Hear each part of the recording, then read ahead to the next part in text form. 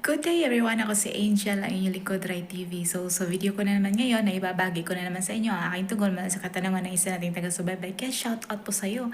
Sana ang interpretasyon na ito ang sagot sa iyong katanungan. At para na din sa inyo dyan na may katulad sa panaginip na ito, paalala ko lamang lagi na ito ay isang general interpretation. Kaya unawain nyo at tingnan mabuti ang mga nangyayari sa inyong buhay ngayon at gamitin ang inyong sariling intuition at mag-connect directly sa mga impormasyon na maaaring ibabahagi ko.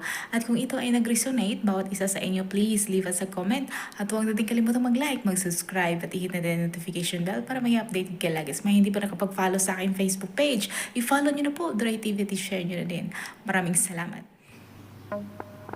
Ang pagkakaroon mo ng panaginip tungkol sa pula na Scorpio na gumagapang sa iyong cellphone generally ay nag-act bilang isang warning sign regarding sa communication, sa toxic information, o di kaya emotional danger sa iyong personal or professional life. Ang Scorpion sa panaginip, madalas ito ay nag-symbolize ng mga nakatagong banta, kataksilan, or mga toxic influences. At ang kulay pula, madalas ito ay nag-indicates ng high energy, passion, or intense.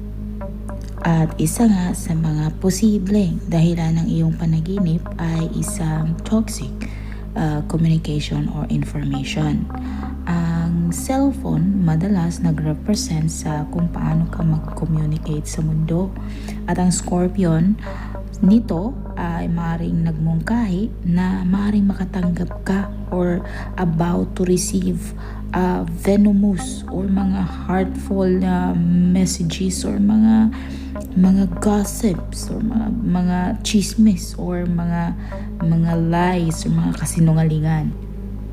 Ang panaginip ay maaari ding nag-indicate ng isang tao na malapit sa iyo na maaring nag-akto laban sa iyo sa iyong best interest at posible ito ay sa pamamagitan ng pagiging manipulative sa communication. At ang umiilaw na kulay pula, madalas nag-symbolizes ng rage, passion, or ang intense stress. Ito ay maaari ding nagmungkahi ng sitwasyon that is boiling over sa iyong buhay.